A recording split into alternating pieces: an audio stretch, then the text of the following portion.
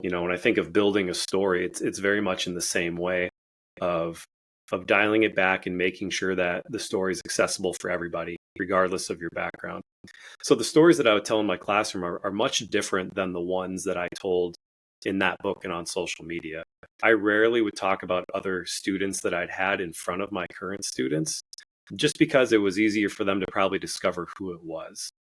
But Mm. I did share stories all the time. I had a story jar in my classroom filled with all these embarrassing moments from my childhood. It was kind of like my, for lack of a better term, like carrot on the end of the stick. We reach a goal Mm. or accomplish a task, I would tell these silly stories. However, over time, I started putting in stories from my childhood that did have lessons, just like the ones in that book.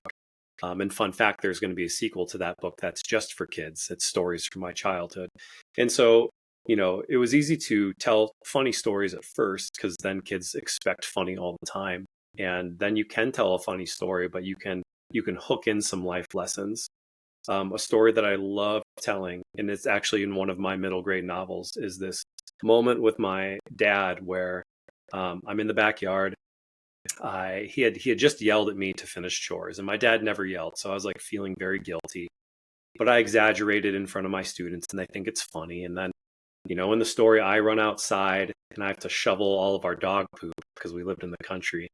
And then I went to throw it in the burn pile, but instead I threw it over the fence at this llama. Right? The llama jumps the fence and it chases and tramples me.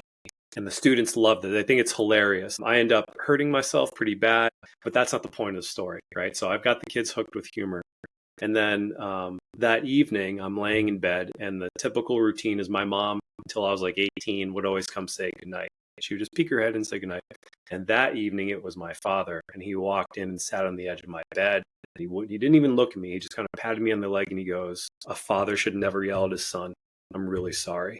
And he left. And for me, I was like, oh, that's what strength looks like. You know what I mean? Like, I'd always viewed my dad as like this really muscular guy, and he still is. Dad, if you're listening, you could probably still tackle me and wrestle me down. But that was a moment for me where I was like, oh, okay, this is what it's like to be a father. This is what it's like to be a man. You can have strength in both humility and strength in masculinity.